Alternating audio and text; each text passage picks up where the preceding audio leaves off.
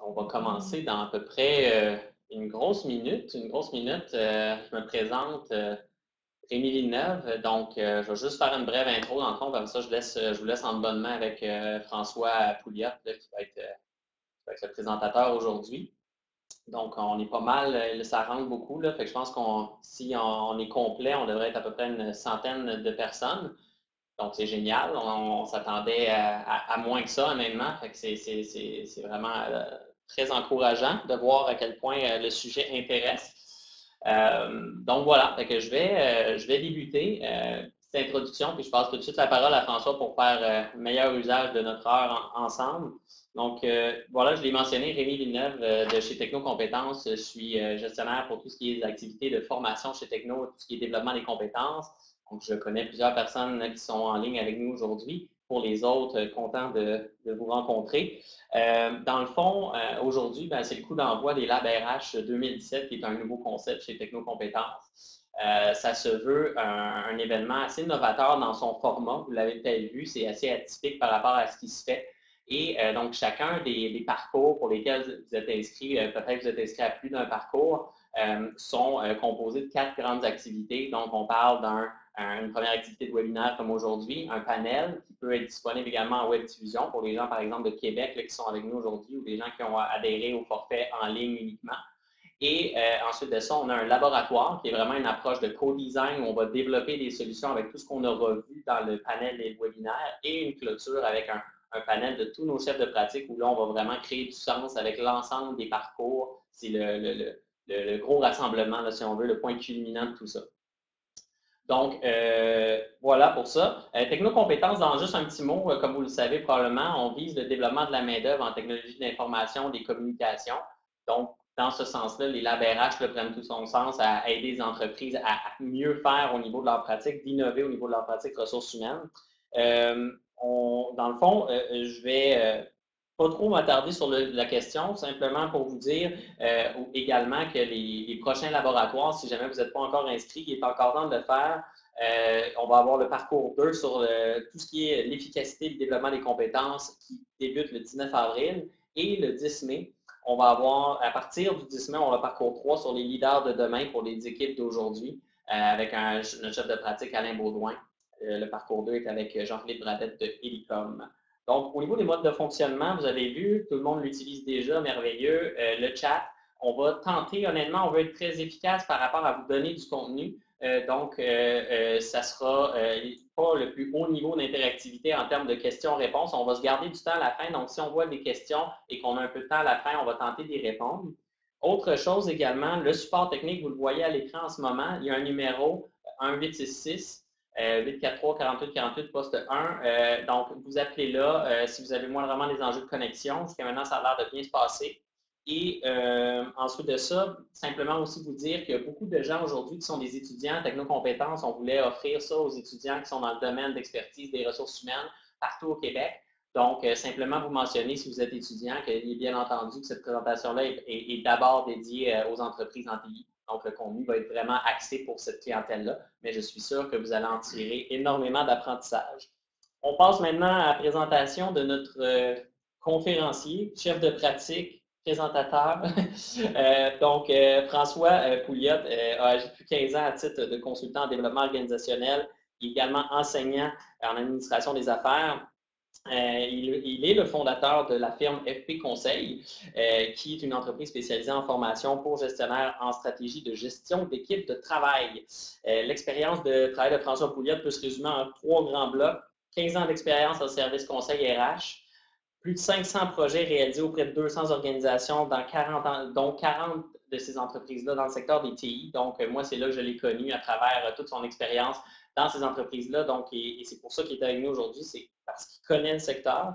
Et également, plus de 12 000 heures de formation en animation de groupes dispensés en entreprise. Donc, on est entre bonnes mains. Fait que tout de suite, je lui laisse la parole pour l'ensemble de la présentation, se redire un petit mot par la fin. Donc, bon webinaire. Alors, bonjour à tous. C'est maintenant à mon tour de vous souhaiter la bienvenue à ce webinaire, en fait, qu'on a décidé d'appeler « Positionner la fonction RH en contexte de croissance accélérée ». Je pense que c'est quand même un sujet qui est très d'actualité. Bon nombre d'organisations avec lesquelles je suis appelé à travailler vivent des croissances à différents rythmes. Et qui dit croissance dit enjeu. Qui dit croissance dit aussi être capable de s'adapter à une panoplie de situations. Alors, c'est un peu dans ce contexte-là qu'aujourd'hui, je vous convie à ce webinaire qui est la première partie du parcours 1, en fait. Et ce que je vais tenter de faire avec vous aujourd'hui, c'est vraiment de regarder les enjeux que présuppose la croissance accélérée d'une PME en TI. Et ce, à travers différentes perspectives. La première étant celle du dirigeant.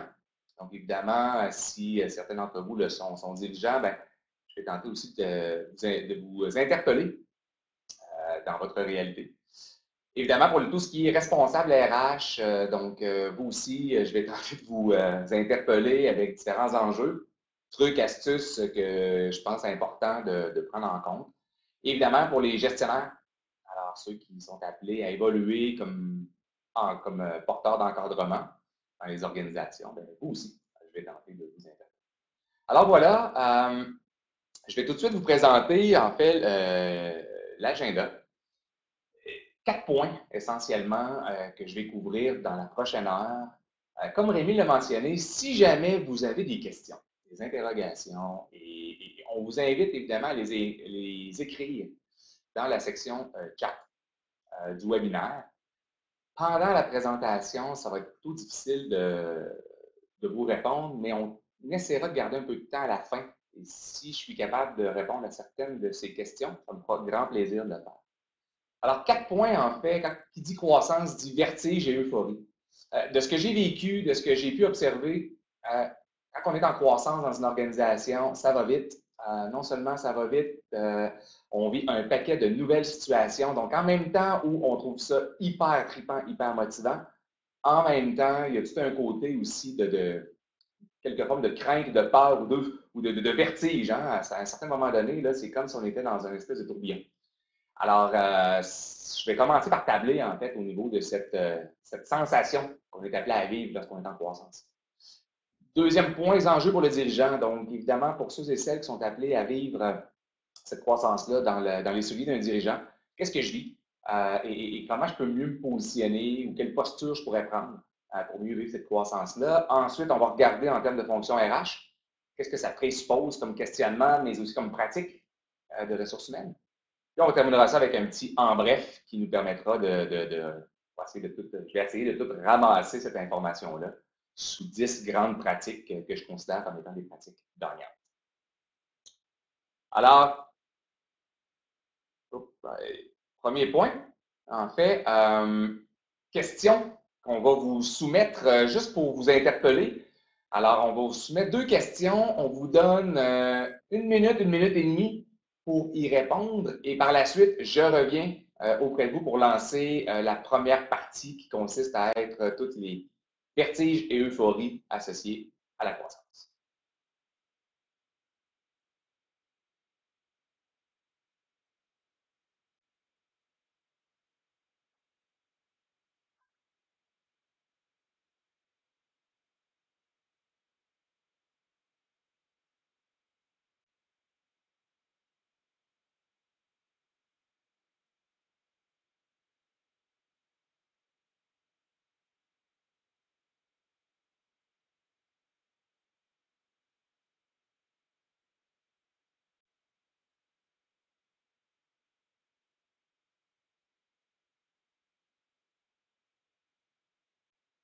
Donc, pour ceux qui ne l'ont pas encore fait, là, simplement répondre. Il reste encore quelques personnes à répondre, puis on va enchaîner avec la deuxième question. Ça va permettre de vraiment bien définir le portrait de qui vous êtes.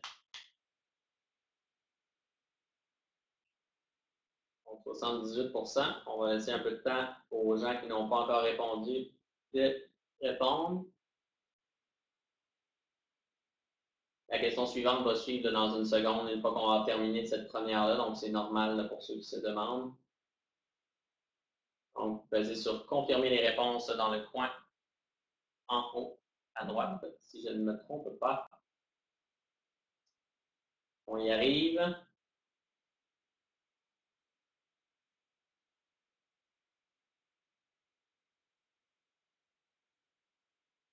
Parfait. On va enchaîner avec la deuxième question.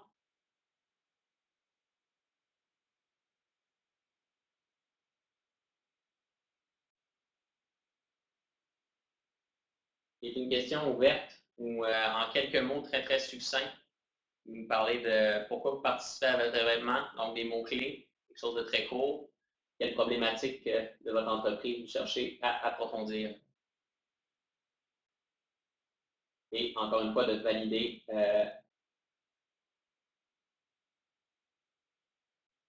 votre réponse en cliquant.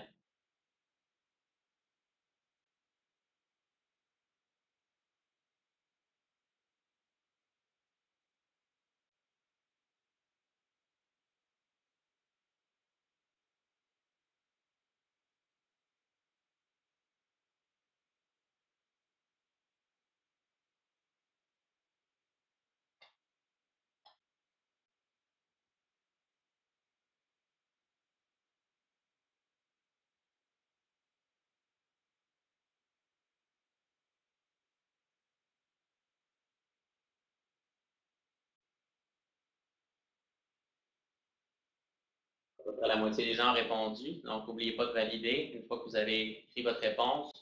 Quelque chose de concis, mais qui permet d'avoir une idée de pourquoi vous êtes ici.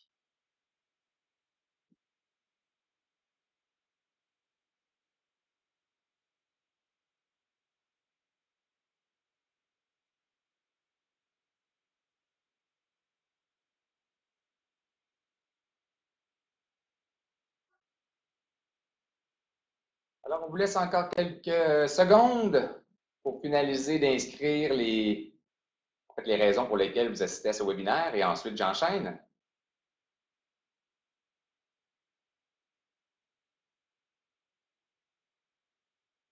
C'est bon? Excellent. Donc, on va débuter comme ça. Merci beaucoup. Et merci à tous. En fait, c'est ça, ça nous permet aussi d'avoir un petit peu d'informations sur les participants. Alors, sans plus tarder, je me lance. En fait, qui dit croissance dit nécessairement ce que j'appelle se donner les moyens de ses ambitions. La première chose, en fait, puis souvent ce que je constate dans les organisations, c'est qu'on est constamment en espèce de déséquilibre entre l'euphorie et le vertige. Et l'image que j'ai trouvée, qui représente à mon point de vue cet aspect, c'est celle-ci. Si vous la regardez, ça va vite. On sait qu'il se passe des choses autour de nous. Et je pense que ce qu'on est appelé à vivre lorsqu'on est en grande croissance, c'est un peu on est à la recherche de points de repère, on est à la recherche aussi de stabilisation à travers ce changement-là. Évidemment, qu'est-ce qu'on cherche à faire, c'est pour tenter de diminuer ce vertige. Une des premières choses, je pense, c'est d'être capable de regarder à faire des passages. Un premier conseil ou une première remarque que j'ai constatée dans les organisations en croissance, c'est que rares sont celles qui réussissent à faire parfaitement du premier coup. Donc, il faut apprendre à vivre avec cette imperfection-là, mais d'être constamment en mouvement. Alors, une des choses sur lesquelles j'attire votre attention, c'est qu'en croissance, ce qui est important, c'est de continuer à avancer. Et pour réussir à avancer, ça implique de faire des choix, mais d'avancer. Alors, l'idée aussi de faire des choix, c'est d'être capable de se donner une base sur laquelle on pourrait appuyer nos choix, notre prise de décision, comme dirigeant ou comme praticien RH, et être capable après ça de continuer d'avancer. Alors, ça, c'est une des choses. Les organisations qui réussissent bien en croissance sont souvent celles qui restent en mouvement. Alors, oui, c'est clair que ça nous prend des plans, ça nous prend une certaine période de stabilité, mais il faut avancer. Alors, il faut aussi faire une espèce de deuil avec le côté de perfection. Je pense aussi qu'il y a un aspect important, puis particulièrement pour les dirigeants d'organisations de PME. En TI, souvent, le dirigeant, ceux avec qui j'ai été appelé à travailler, ont l'expertise technique. Alors, il y a nécessairement aussi un passage qui est à faire, ce que j'appelle de faire à faire faire. Alors, il y a toute une évolution des rôles que ça présuppose. À juste titre, On vous lance une troisième question et ensuite, on va regarder un petit peu quelques enjeux que ça soulève pour le dirigeant et pour l'organisation. Alors, je vous reviens dans environ 2 minutes.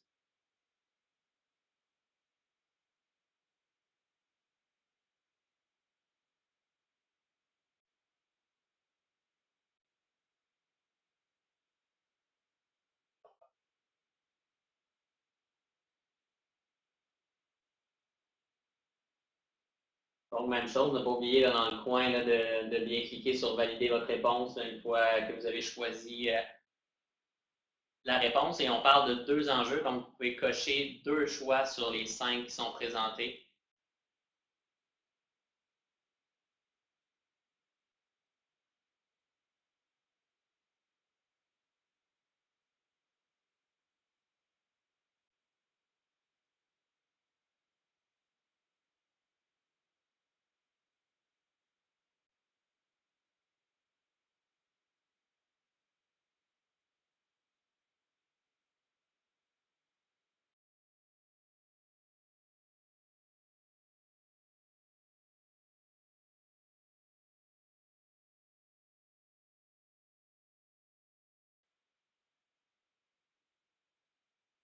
Alors, à regarder en fait les résultats qui émergent, moi, je trouve ça assez fascinant de voir comment faire vivre la culture organisationnelle correspond aussi à un enjeu qui vous interpelle.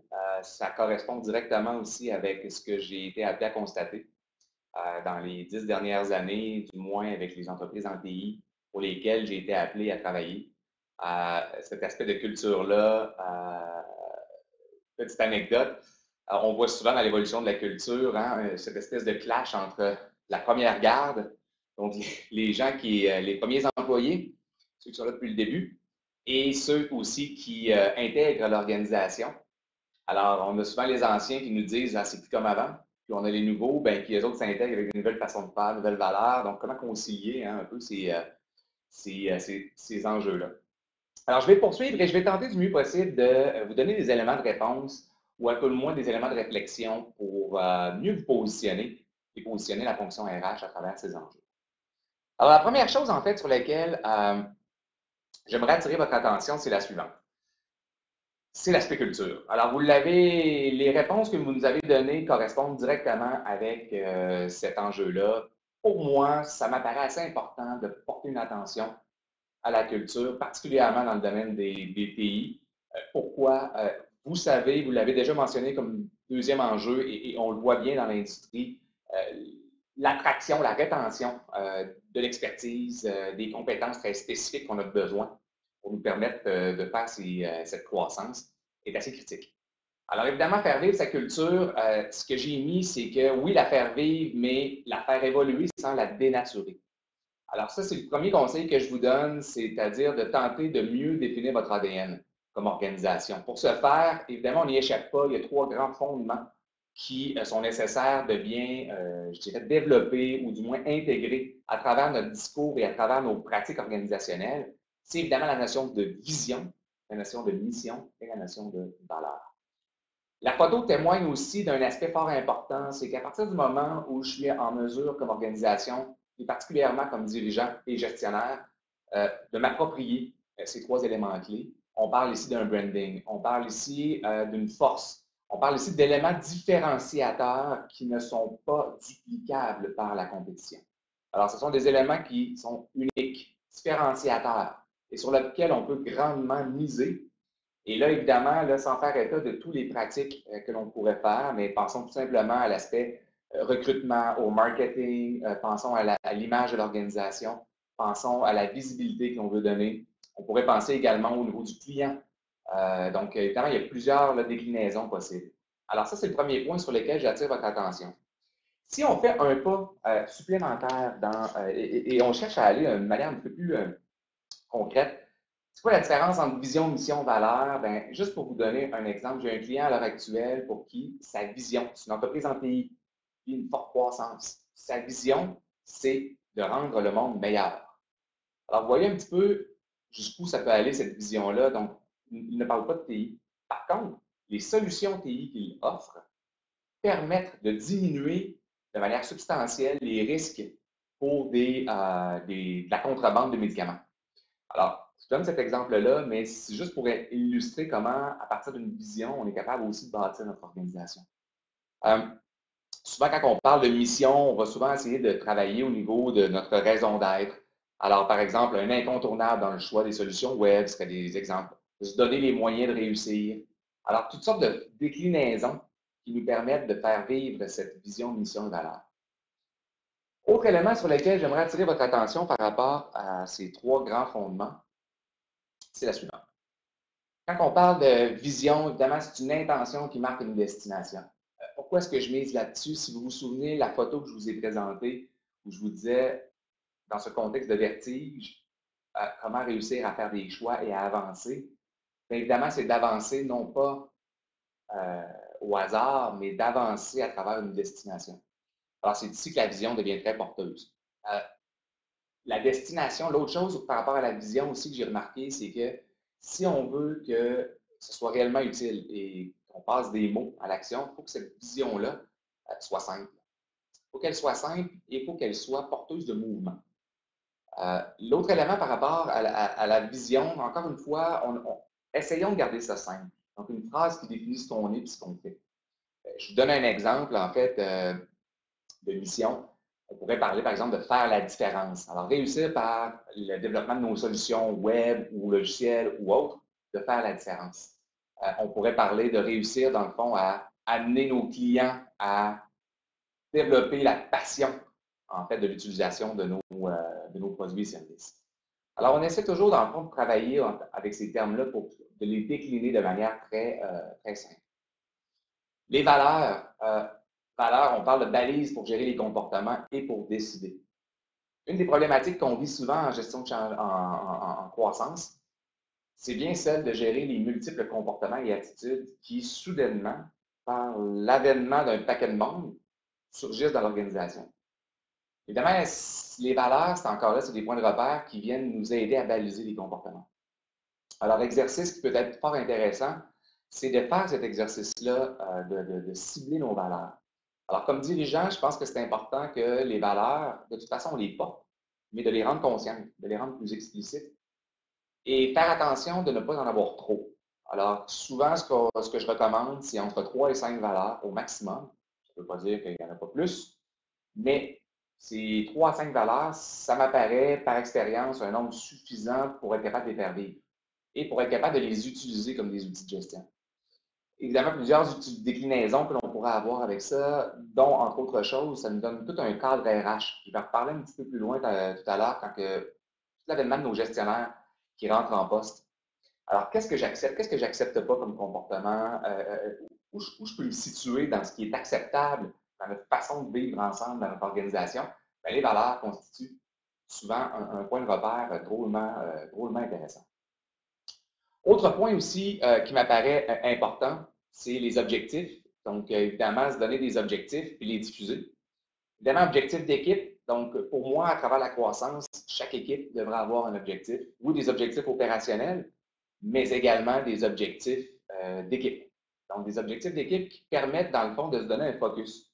Que ce soit en termes de maturité d'équipe, que ce soit en termes d'un projet d'équipe, que ce soit en termes de collaboration. Être capable de se donner quelque chose qui nous permet de mieux interagir ensemble.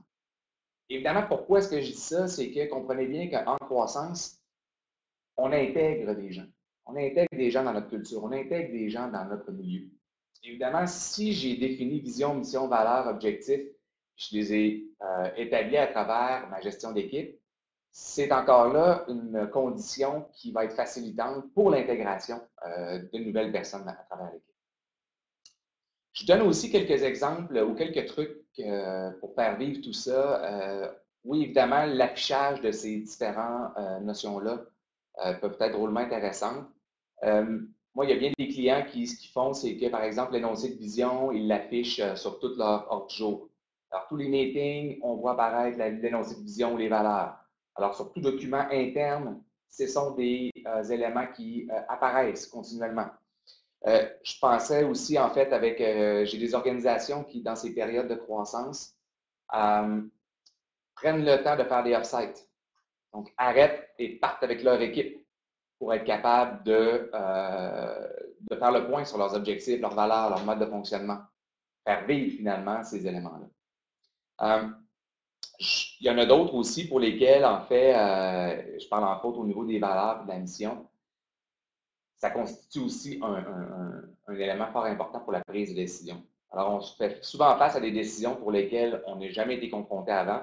Donc, de pouvoir avoir ce cadre de référence pour s'y référer et prendre des décisions plus éclairées face aux situations de conflit. Alors, multitude d'approches. Donc, premier élément, la culture. Alors, la faire évoluer sans la dénaturer. Deuxième élément, en fait, c'est le passage de faire à faire. Alors, évidemment, ça, pour moi, c'est un autre enjeu qu'on est appelé à vivre. Vous voyez l'image, on parle de Know Your Role.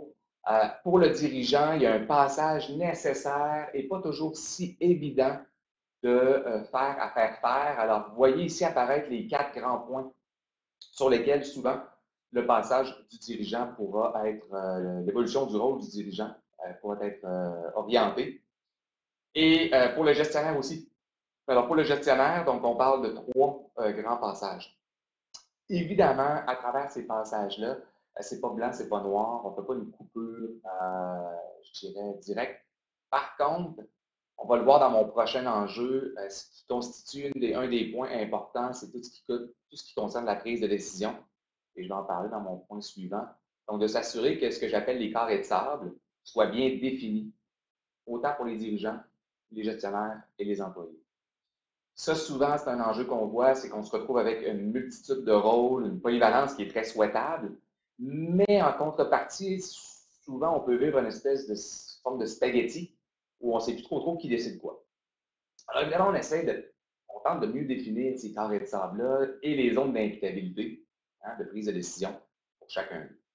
Un point qui est intéressant à travers ça aussi, puis je m'adresse à vous, s'il y a des dirigeants, pour vous, dans l'évolution de votre rôle, évidemment, ça se peut que vous ayez une certaine difficulté de passer de hands-on, donc les mains à travers le code ou les mains à travers la programmation, à un mode plus de gestion, plus de vigie.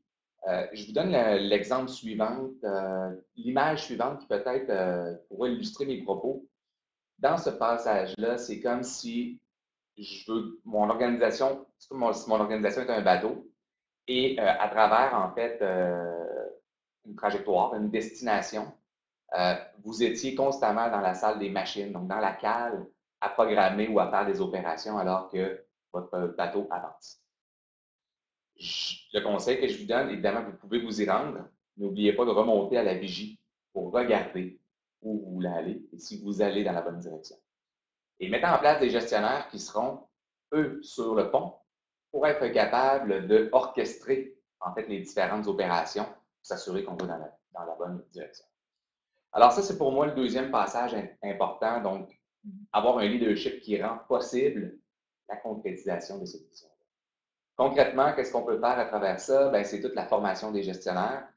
Et pour moi, il y a 3 éléments qui m'apparaissent drôlement importants pour former nos gestionnaires dans ce contexte de croissance. Le premier, c'est qu'il faut que nos gestionnaires connaissent bien la culture. Le deuxième, il faut qu'ils connaissent bien leur rôle et les façons de faire actuellement déployées dans l'organisation. Qu'ils soient capables d'avoir une certaine influence. C'est les façons de faire autant RH qu'opérationnelles. Après ça, développer des compétences humaines, parce qu'il y a un passage entre le volet technique et le volet humain, probablement que vous le vivez. Donc, ça, c'est un passage qui n'est pas toujours évident. Et être capable de livrer. Donc, livrer des résultats, encore une fois, techniques, mais aussi humains. Alors, ça, c'est le deuxième point. Quand je regarde, en fait, aussi un autre enjeu qui est important pour nos organisations, je n'ai pas le choix de parler d'organisation, dans le sens de s'organiser. Il y a un terme que j'aime bien utiliser qui s'appelle « ça prend des porteurs de ballon ». En fait, ce que j'ai pu constater, puis peut-être le vivez-vous, mais c'est que dans certaines situations, il y a tellement de choses à faire, ça va tellement vite que les ballons, finalement, sont comme un peu, on sait qu'il faut les faire, les intentions sont bonnes, mais il y a plein de ballons. Et ces ballons-là, en fait, ne sont pas toujours pris en charge, ne sont pas toujours, je dirais, saisis. Ils ne sont pas toujours, je pense que pris en charge, c'est le bon terme. Alors, probablement vous connaissez, évidemment, avec la méthode agile, puis vous travaillez en mode projet. Ça, c'est assurément des méthodologies qui peuvent vous aider à vous structurer. Alors, si jamais vous êtes en croissance, et souvent en TI, hein, on se base sur la méthode agile, donc drôlement pertinent, drôlement intéressant, et jamais perdre de vue hein, le fondamental derrière une méthodologie, qu'elle soit agile ou autre, c'est le RACI. Alors, on parle de bien déterminer c'est qui est responsable. Quand je parle de le R, là, c'est responsable. Alors, pour moi, ce qui est important, c'est que R, ça nous prend des joueurs qui ont en charge l'action.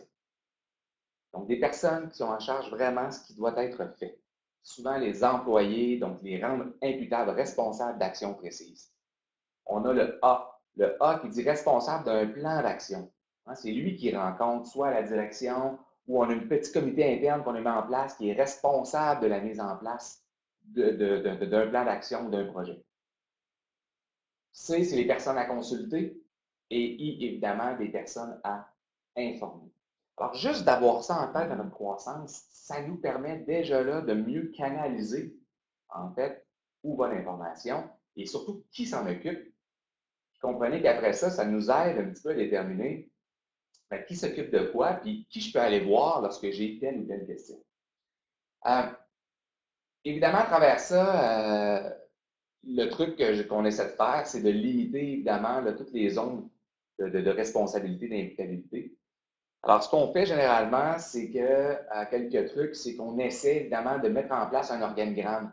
Et ce que je vous propose de faire, c'est de faire une évolution entre un organigramme dit hiérarchique. Alors, évidemment, où ça nous permet de connaître les liens hiérarchiques.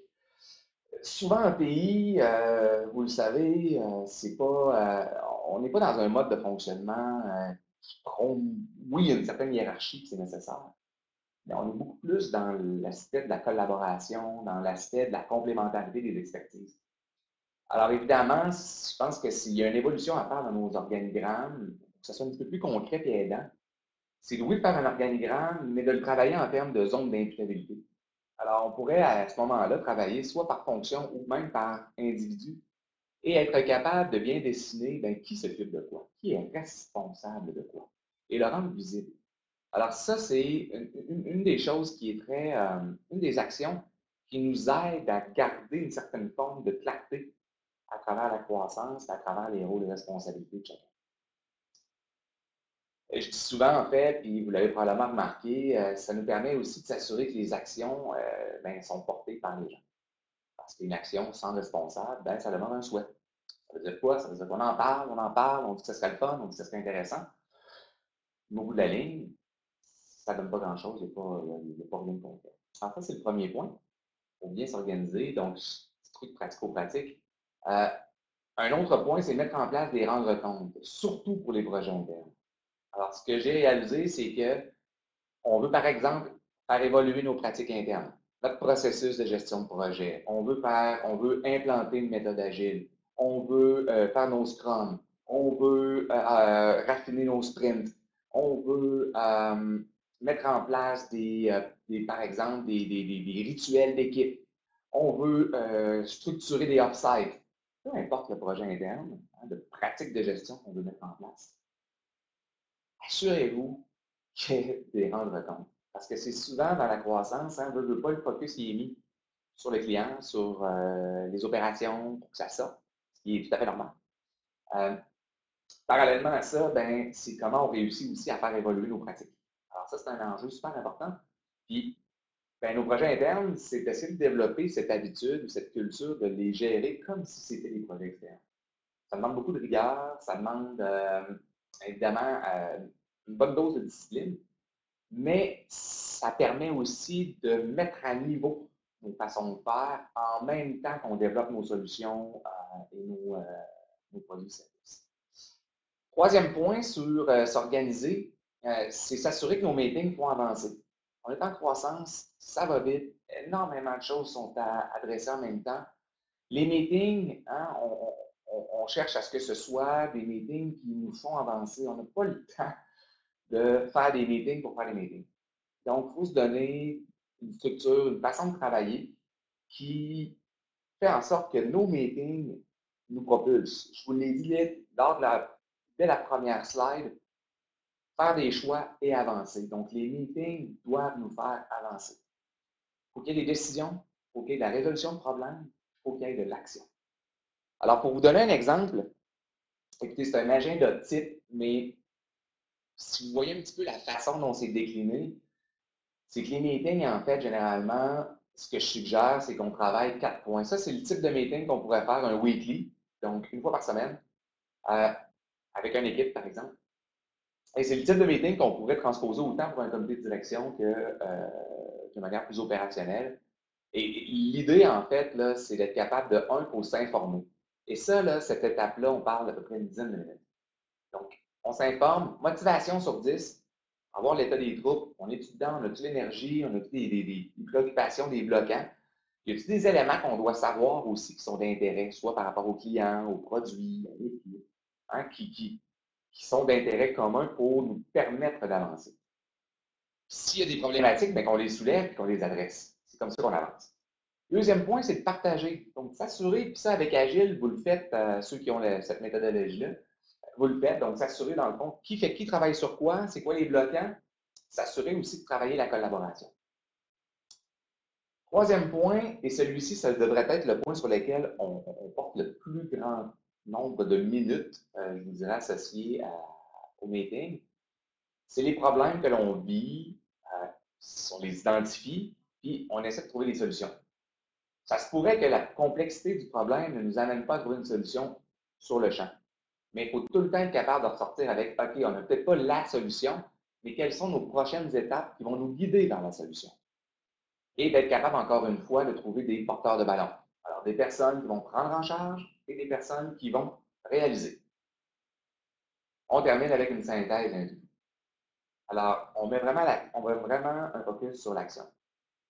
Les organisations pour lesquelles ce type d'agenda-là est implanté et déployé puis approprié, on voit vraiment qu'on est constamment dans l'action puis on met en place des choses. Donc, en croissance, en fait, même si on n'est pas en croissance, ça devrait être là, mais surtout en croissance, on devrait encore plus se préoccuper de ce type d'agenda. Alors ça, c'était, je vous dirais, d'un point de vue organisationnel, évidemment, j'aurais probablement pu parler d'un paquet d'autres sujets.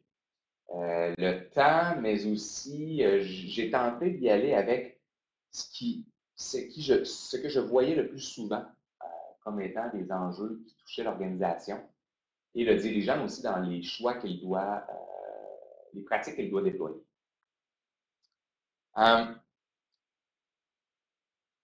Avant d'aborder, en fait, le volet ressources humaines, parce que je sais que bon nombre d'entre vous êtes responsables RH, là, je l'ai vu tout à l'heure, rapidement. Petite question sur lesquelles on aimerait obtenir votre avis. Alors, comme à l'habitude, on vous donne une petite minute.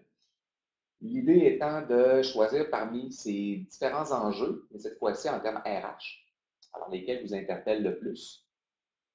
Vous avez 2 enjeux à choisir et je vous reviens dans environ une minute. Et ça va mettre la table sur notre deuxième volet du webinaire, donc tout le volet fonction ressources humaines.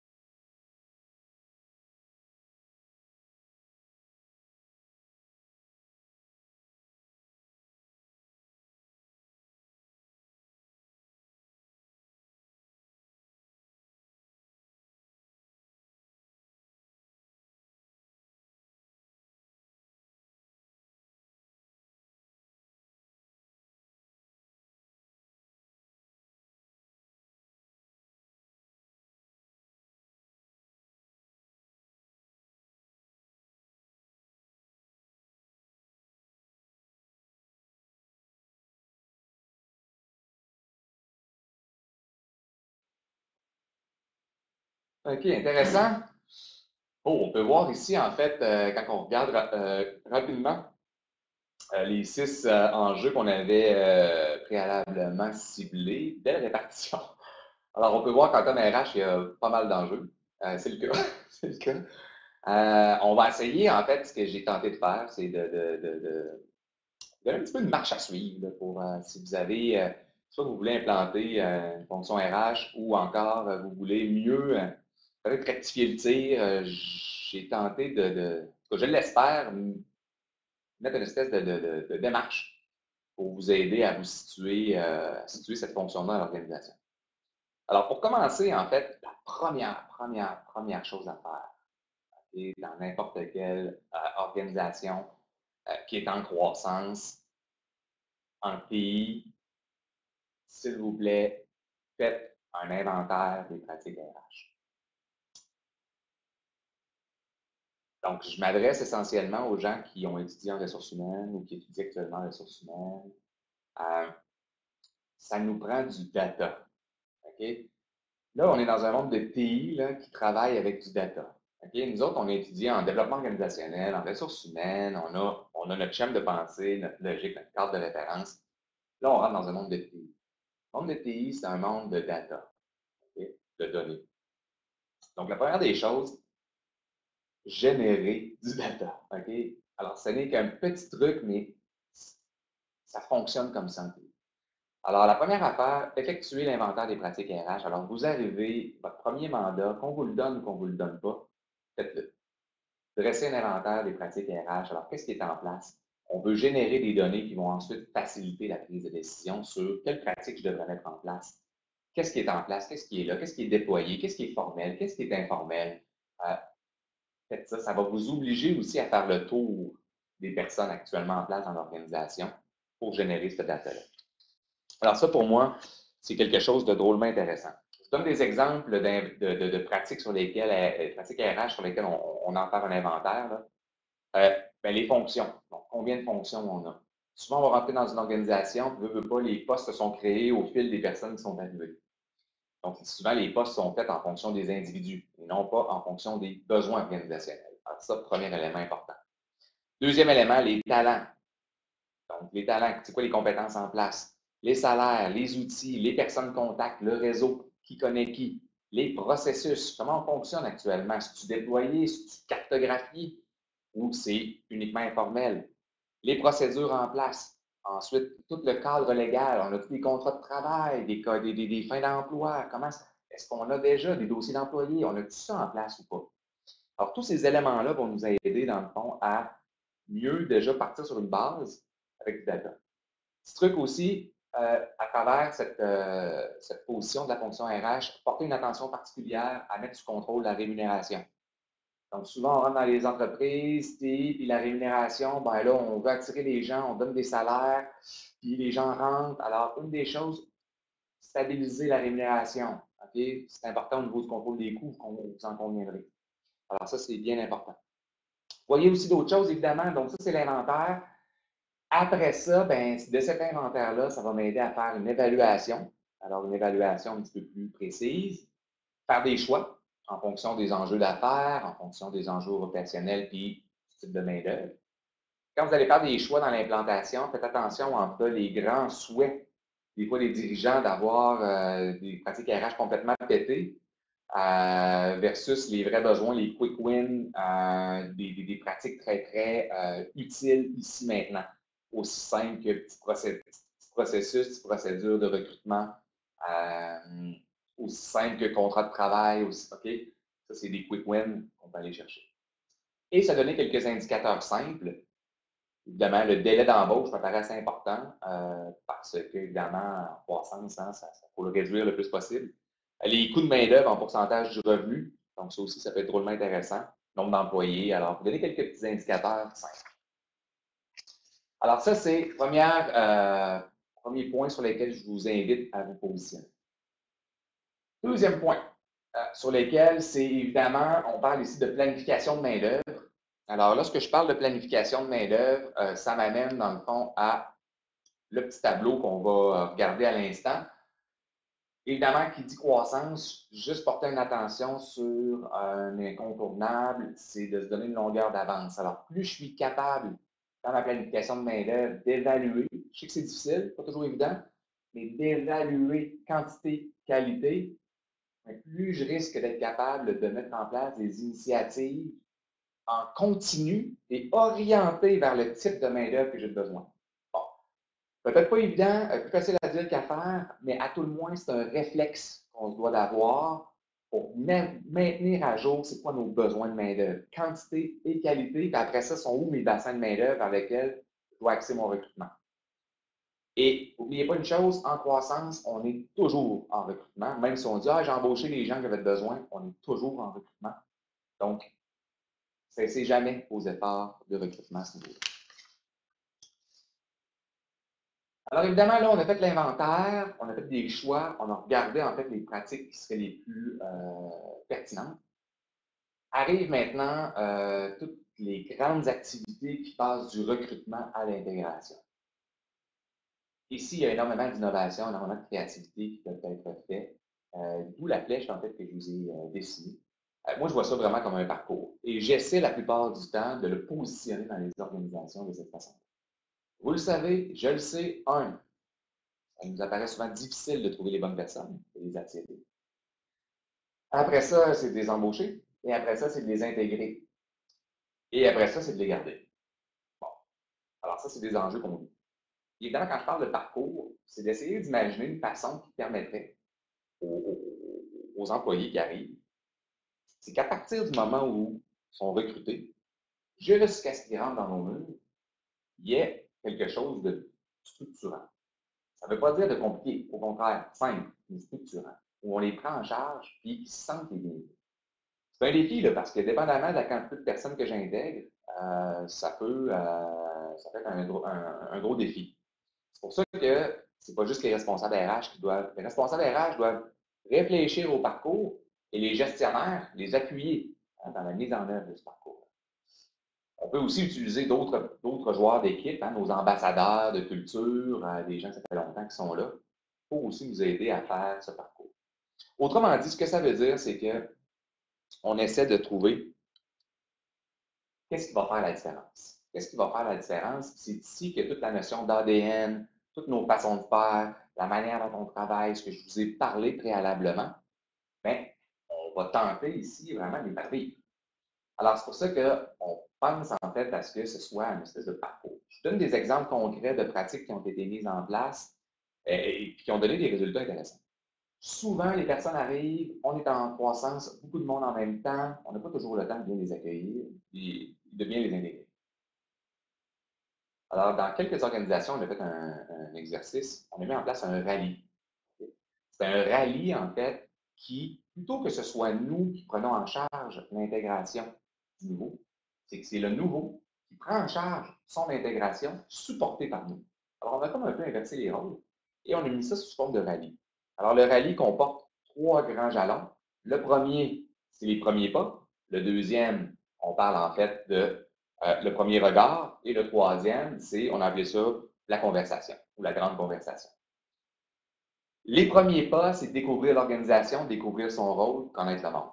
Alors, la personne a, par exemple, un questionnaire à remplir très, très, très simple, qui doit juste être en mesure de compléter ces informations-là, qui va ensuite aller présenter à son gestionnaire. Alors, le gestionnaire, plutôt que de tout lui présenter ça, c'est l'employé qui vient lui présenter sa compréhension de la culture, de comment ça marche, des personnes, etc. Alors, vous comprenez comment c'est des rôles inversés. Alors, c'est une petite façon de faire la différence, mais qui vient encore nous permettre de gagner du temps, de libérer nos gestionnaires et de mettre en action notre monde. Les premiers pas, ben, c'est la période de transition, dans le fond. Ça, c'est souvent le 3 mois. Puis la grande conversation, c'est la GPI, dans le fond, la rencontre d'évaluation de rendement. Alors, c'est à travers ça, dans le fond, qu'on essaie de trouver des pratiques. On aura l'occasion d'aller plus loin lors du panel, lors du lab RH, sur toutes sortes de façons de gagner en efficacité, tout en représentant l'organisation, la culture, l'ADN que l'on souhaite déployer. L'autre pratique qui est hyper importante, c'est pour moi la GPI, donc la gestion de performance individuelle. Ce qu'on recherche dans nos organisations, c'est des personnes, oui, il faut les trouver, mais une fois qu'on les a trouvés, on veut qu'ils soient motivés et compétents. Alors, généralement, ce qu'on veut, c'est que la personne connaisse son rôle et sache comment l'appliquer. On connaisse bien son carré de sable et sa zone d'invitabilité. On en a parlé tantôt. Ça, on veut que ce soit connu, compris, accepté.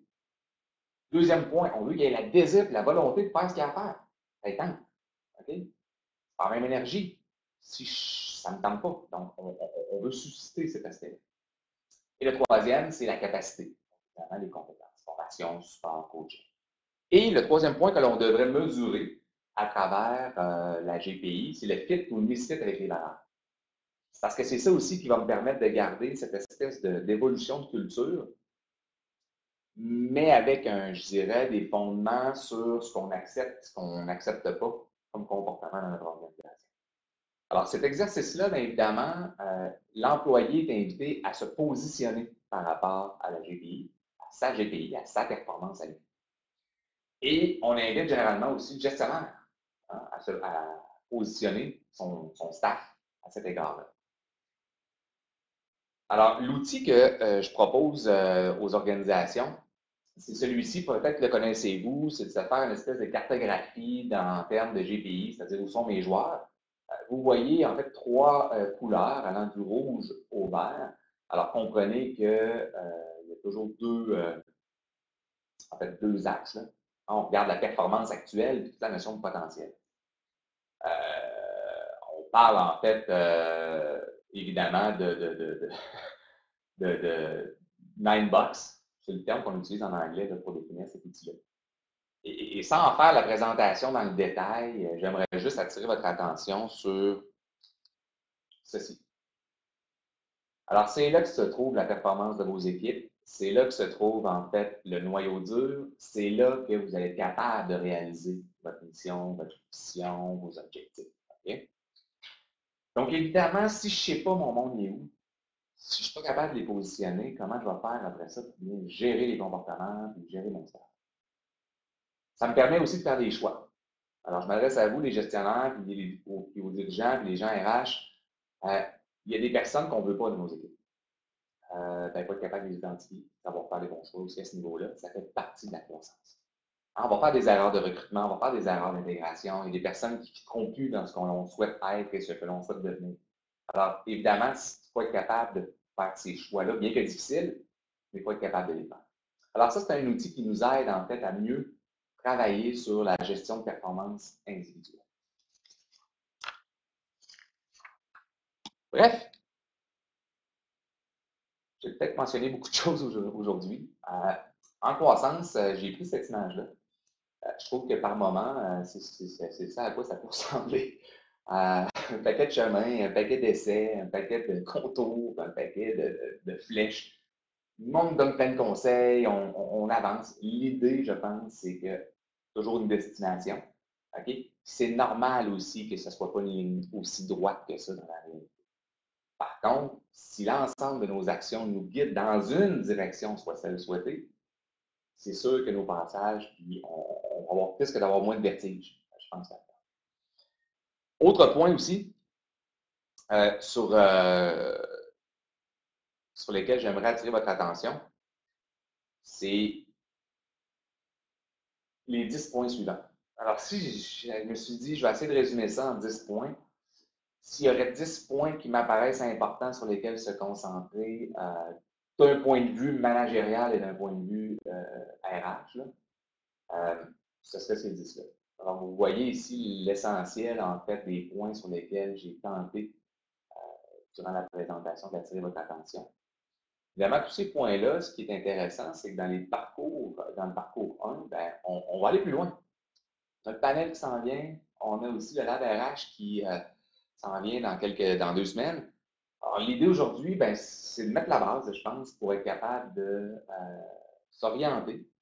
Si j'ai pu vous donner quelques idées, quelques trucs, ben, tant mieux. Si, évidemment, j'ai pu aussi peut-être vous donner une orientation dans le positionnement de votre fonction RH, tant mieux. Alors, c'est ce qui complète essentiellement le webinaire de ce midi. Alors, peut-être le dernier point. Je vous remercie. Je vais laisser la parole à Rémi. Il y a quelques mots. Alors, je ne sais pas, Rémi, si on a du temps pour des questions avant ça ou y a-t-il eu des questions? Et si oui. Peut-être une ou deux, si jamais quelqu'un veut les écrire sur le chat, là, on aurait peut-être le temps de prendre une ou deux questions là, que ça suscite. On peut même vous donner une petite 30 secondes pour y réfléchir. Là. Oui, bien absolument.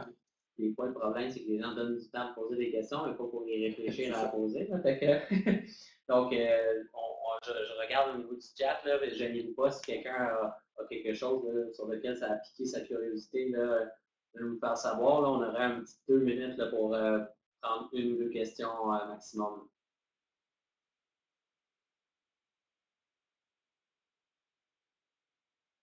S'il n'y en a pas, c'est, comme on a dit, nous, c'est le point de départ de toute manière du parcours. Donc, il est clair qu'on va se rencontrer en panel, on va se rencontrer au lab, on va se rencontrer au panel de clôture. C'est l'objectif aussi. Fait que, dans ce cas-là, on voulait laisser l'occasion, mais il n'y a pas de gêne. Je laisse Rémi, en fait, puis au plaisir de vous rencontrer, soit au panel ou au lab RH. Merci.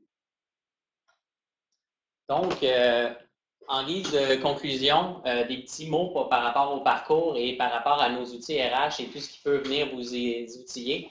Par exemple, en ce moment, pour votre parcours, vous l'avez sûrement vu venir dans vos courriels, vous allez avoir à remplir un indicateur. On a choisi pour un outil de particulier d'une compagnie qui s'appelle Syntel, qui est dans le domaine de l'analytique RH. Et dans le fond, vous devrez, dans le parcours 1, calculer le taux d'encadrement. Donc, on veut vous sensibiliser en vous amenant un petit devoir bien simple dans une plateforme interactive. Vous allez pouvoir vous benchmarker et découvrir un peu l'analytique de façon très pratico-pratique. Donc, le taux d'encadrement, on l'a là. Tous les participants qui sont vraiment impliqués dans l'ensemble du parcours ont reçu de l'information. Si ce n'est pas le cas, vous avez ça devrait être le cas, mais pour les inscriptions de dernière minute, vous avez les coordonnées d'Émilie Ruel, qui est la responsable là, du côté de Syntel, du service à la clientèle pour la plateforme. Vous avez le lien là. Le PowerPoint va vous être envoyé. Après que j'ai parlé, il va y avoir un petit questionnaire en 4 questions pour votre satisfaction.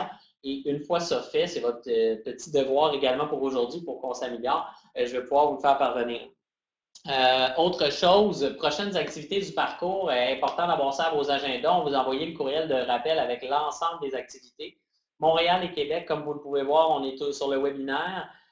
Panel de discussion avec AdFab, Insom, un chercheur du HEC et Syntel au niveau de l'analytique. On va avoir donc le 5 avril et à Québec en web diffusion pour les gens qui ont adhéré au volet web diffusé uniquement.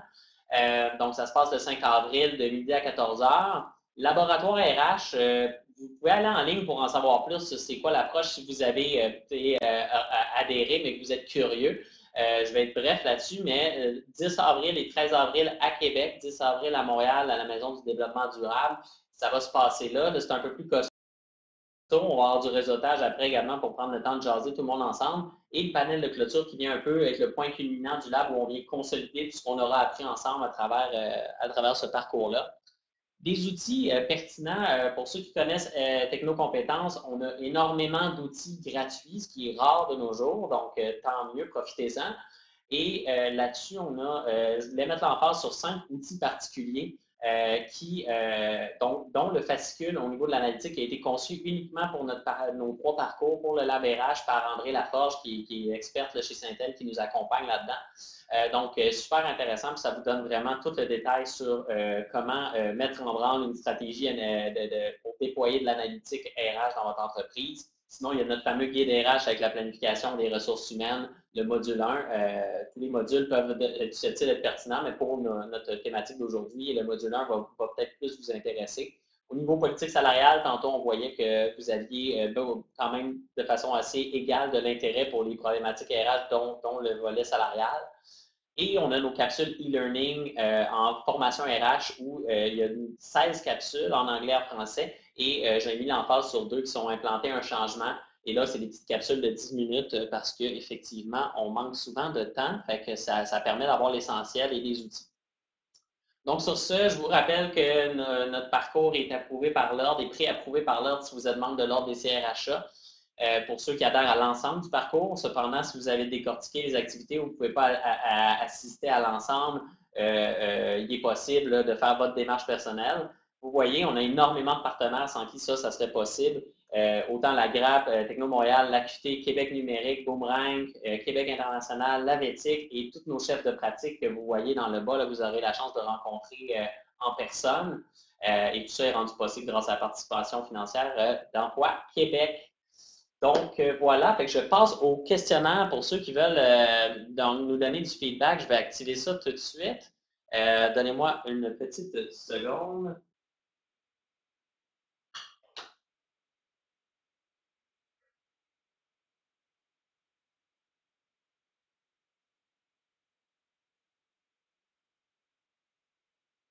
Donc voilà, fait que simplement remplir ça et nous, de notre côté, là, ça va nous faire plaisir de vous envoyer le PowerPoint avec l'ensemble des informations que François mentionnait. Donc, valider vos questions, bien important. Il y a 2 petites questions ouvertes. C'est super pertinent pour nous d'avoir du feedback. Vous êtes un peu les pionniers, les cobayes de notre premier parcours. Donc, le maximum de feedback qu'on pourra avoir, le maximum, on va s'ajuster en cours de parcours.